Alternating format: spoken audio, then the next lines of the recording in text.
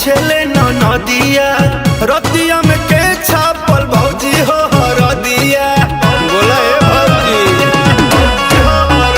हाँ पूछतारिया मातिया पूछेले नदिया रतिया में के छापल भौजी हो रदिया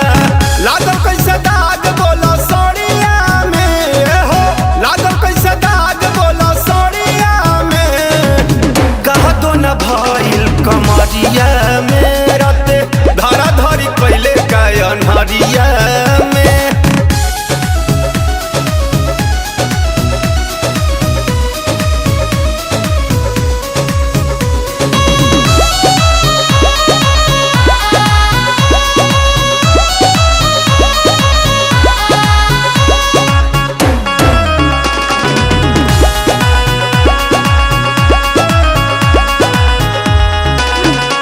अरे हुचुकी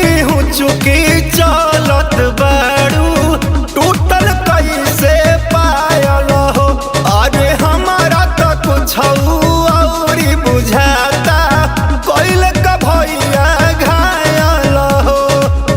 कोइल का भैया घायल हो अरे कैसे मसकल नया चोली अमरो के बतावा हो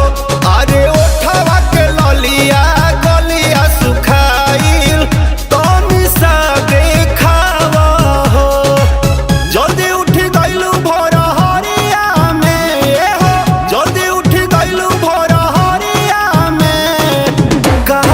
भइल कमरिया में राते धरा धरी कैले गायन हरिया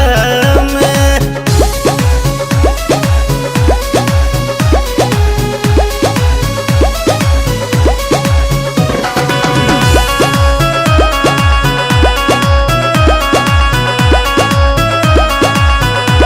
ए जी कहत रही जानी बुताई घरवा बाकी रावा कहाँ मानत बानी कर मैसेज फाइट जी कर मैसेज हरे तोहरे धन सबूर राख सुनाए राकेश राजा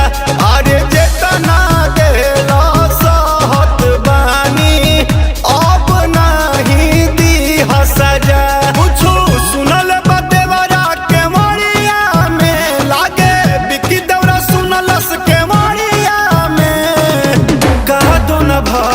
कमरिया में राते धरा धरी भइल बायन हरिया